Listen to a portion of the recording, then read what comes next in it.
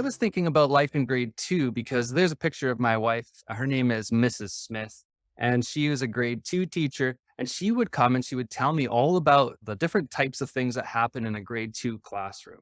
And lots of them had to do with classroom relationships. And when somebody does something unexpected, it can make the classroom feel a little tense. And sometimes relationships get a little bit tense in those situations.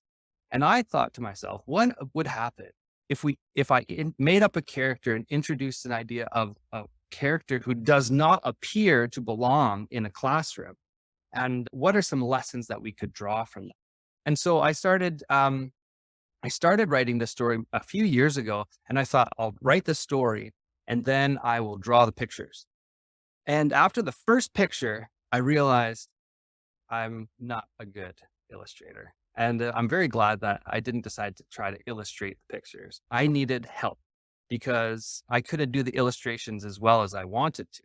So what I started doing was I looked around. I actually had a few different people provide me some illustrations. And here's a couple different examples of ideas that people were going to give for me for Norseman Norm. And I eventually settled on a guy here named Timothy Banks. And he is the fellow who illustrated this book in the end.